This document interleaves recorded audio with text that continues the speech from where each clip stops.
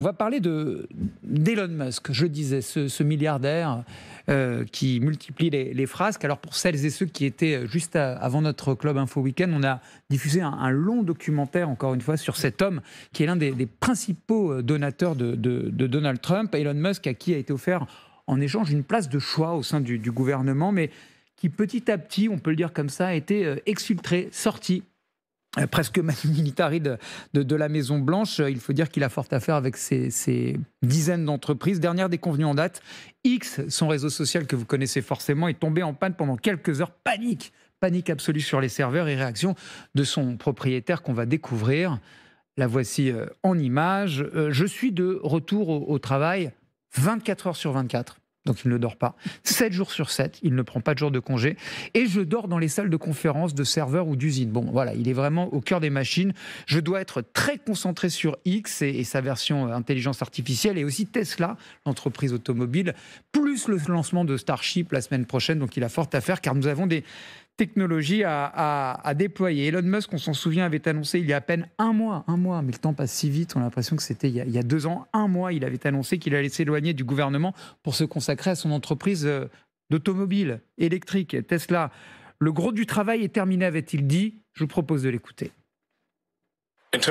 En termes de dépenses politiques, je vais en faire beaucoup moins à l'avenir. Et pourquoi cela ? Je pense que j'en ai fait assez.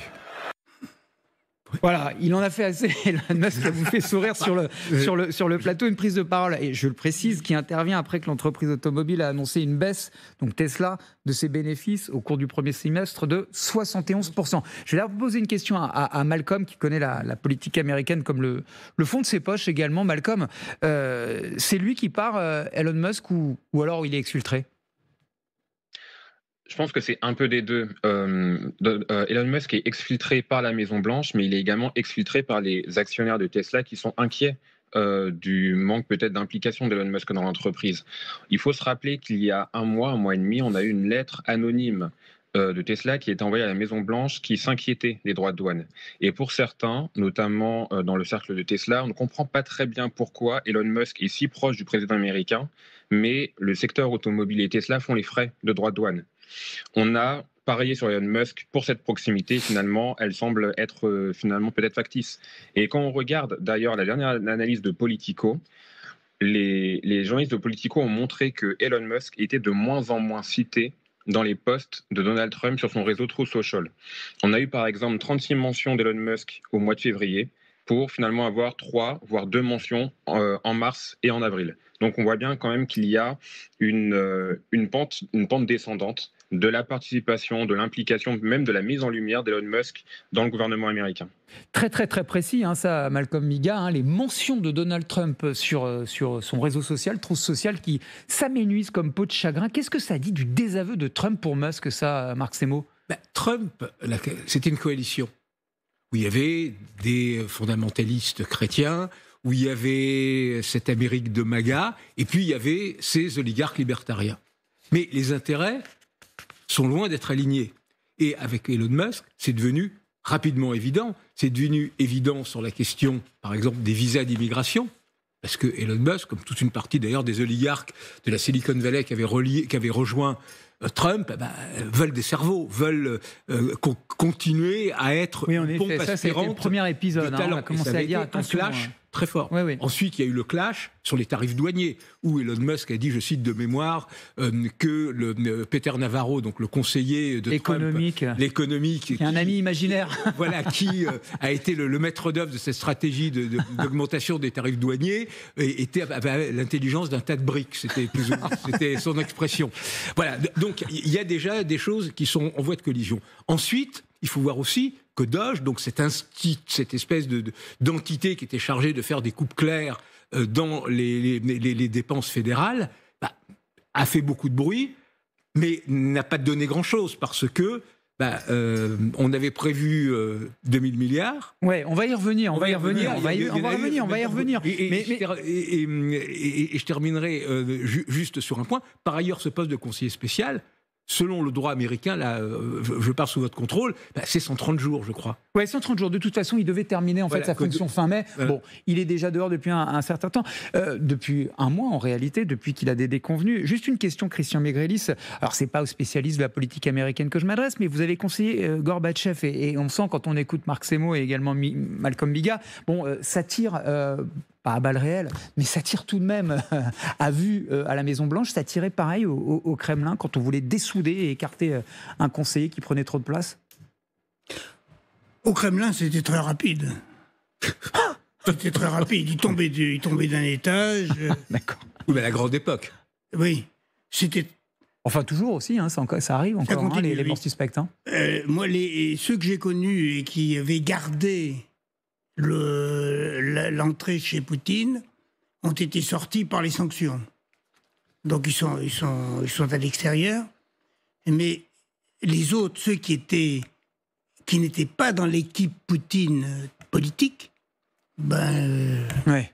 on n'entend plus On parler. les exfiltrait assez rapidement. Malcolm Ils Biga. se sont exfiltrés eux-mêmes, ils ont fichu le camp. Voilà. Oui, avant de prendre une balle perdue Mais ou d'être poussé par quelqu'un ils avaient de l'autre côté de la rue.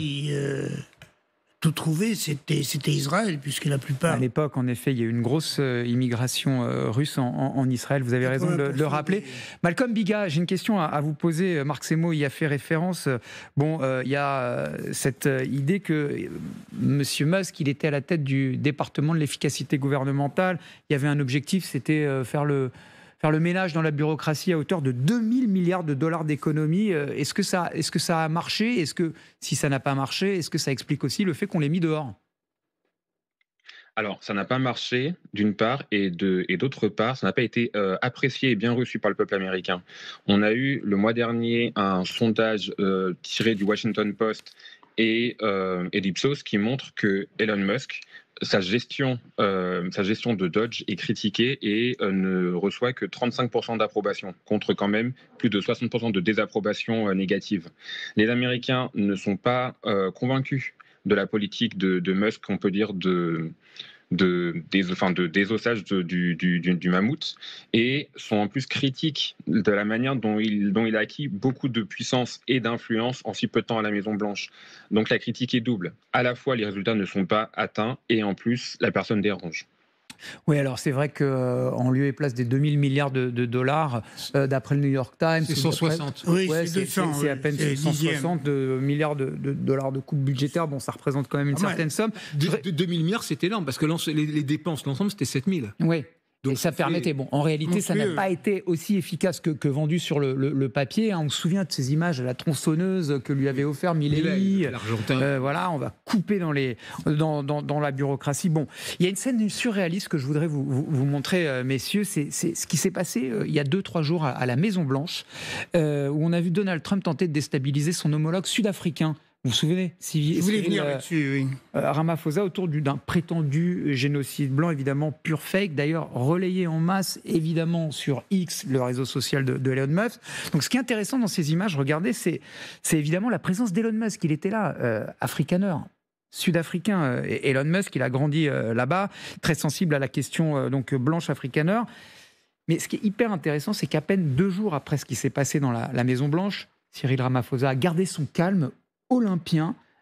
Il a décidé d'assouplir sa législation et de permettre à Starlink, donc les satellites de M. Musk, d'opérer dans le ciel sud-africain. Qu'est-ce que ça dit, Marc Semo, en réalité, des méthodes de Musk et des barons de la tech qui l'entourent ? Ça montre déjà que Cyril Ramaphosa est un grand pragmatique.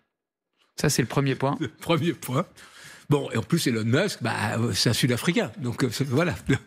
Donc, et en plus, Starlink est quand même un service qui marche plutôt pas mal. Ensuite, oui, c'est une politique basée sur la politique de l'administration Trump. C'est une nouvelle confirmation, il y en a eu déjà tellement. C'est un mélange de prédation, d'intimidation et de spectacle. Alors là, ça ne s'était pas conclu grâce notamment au sang-froid de Cyril Ramaphosa, comme ça s'était conclu avec Zelensky, qui avait été humilié publiquement, qui ensuite il a été mis à la porte. Non, il était parti de lui-même, il avait annulé le reste sa conseillère diplomatique de la était visite. en larmes. Mais ce qu'il faut voir, que cette dimension sud-africaine chez Elon Musk est très forte. Oui, mais là, on a le sentiment qu'en réalité, il a utilisé cette dimension-là pour obtenir un marché que finalement lui a ouvert le président sud-africain, c'est-à-dire qu'il permet à Starlink d'opérer dans le ciel. Oui. Mais bien sûr, oui. Donc tout ça est une hypocrisie en réalité. Non, mais enfin, Starlink, c'est une société qui marche. Starlink a sauvé la mise de l'Ukraine au début de la guerre. Pourquoi pas oui, mais utiliser encore une fois des images, un prétendu génocide blanc de fermiers blancs qui sont abattus par des Noirs en Afrique du Sud. À quel point il est imprégné de cette idéologie afrikaneur suprémaciste. Il est né dans une famille qui était quand même très suprémaciste. Tout petit, il a été mis dans des camps survivalistes par son père, etc. Donc l'univers mental dans lequel il a grandi, c'est celui-là. Et on ne peut pas comprendre beaucoup de ces prises de position, y compris cette espèce d'idée qu'il faut aller coloniser Mars, sans prendre en compte cette dimension de cette idée d'un monde blanc menacé, etc. Donc cet aspect idéologique chez Elon Musk, se combinant d'ailleurs à ses lectures de science-fiction de quand il était petit, ça donne le résultat aujourd'hui de Mars comme nouvelle frontière. Mais ce contrat avec l'Afrique du Sud, oui, c'est la méthode Trump, la méthode de l'administration Trump par excellence. Malcolm Biga, il y a effectivement ce succès finalement enregistré par Elon Musk autour de la possibilité pour ces satellites et ces connexions Internet satellitaires d'opérer dans le ciel sud-africain. Après cet épisode, quand même, au sein du bureau ovale. Mais tout de même, la guerre commerciale est passée par là, les droits de douane, les marchés qui dévissent. Est-ce que, in fine, derrière Musk, ce ne sont pas tous les magnats de la tech qui vont finir par se détourner ou se retourner contre Trump, dont on se demande s'ils servent vraiment leurs intérêts ? Alors, il faudra attendre quand même le long terme pour pouvoir affirmer ou infirmer cette phrase, mais il est vrai que quand même Elon Musk est le magnat de la tech le plus en vue, qui aussi prend le plus de risques et d'ailleurs qui insuffle une idéologie assez extrême, contrairement aux autres magnats de la tech tels que Mark Zuckerberg et Jeff Bezos. Quand Elon Musk on peut dire, joue de l'idéologie d'un groupe blanc menacé en Afrique du Sud, ça s'imbrique parfaitement à l'idéologie de Donald Trump aux États-Unis, où il propose également, défend cette thèse que l'Amérique blanche est en danger. Elon Musk, lui, va beaucoup plus loin que les autres magnats de la tech. Il va aussi beaucoup plus loin parce qu'il passe finalement beaucoup de temps à la Maison-Blanche, délaisse un peu ses entreprises et ça se ressent sur l'action, ça se ressent sur les ventes. Donc, à partir de ce moment-là, il est quand même le magnat de la tech le plus en danger par rapport à ses concurrents. Malcolm Biga, je vous remercie. Je vais me tourner vers Christian Maigrelis pour lequel j'ai une dernière question. Vous avez conseillé Gorbatchev, vous avez vu l'ascension de Poutine. On regarde Donald Trump et on voit quelque chose d'assez commun. Est-ce que ça vous frappe, cette oligarchie qui entoure les hommes de pouvoir aux États-Unis aujourd'hui, les techno-oligarques et les oligarques qu'a enrichi Poutine ? Vous ne croyez pas qu'en France, il y a un peu ça aussi ? Je ne sais pas, je vous pose la question. Écoutez, c'est un phénomène normal. Les hommes de pouvoir s'entourent de gens qui réussissent, et qui réussissent en général, non pas dans la politique. Mais là, on a le sentiment que ces hommes de pouvoir, Poutine en l'occurrence, puisque je vous pose la question, et Trump, enrichissent ces hommes autour d'eux en leur confiant des marchés, en leur offrant des subsides incroyables. Bien sûr, le cas de Prigojine est patent. Le type, il fournissait les cantines de l'armée, et il était patron d'une annexe de l'armée qui était... Wagner, à l'époque. Voilà, vous avez un exemple parfait. Donc il y a quelque chose de très commun. Et ensuite, mais il y a la fin aussi, il y a la fin de Prigojine. Et il y a la fin de Prigojine, donc voilà. C'est quelque part peut-être un des scénarios possibles.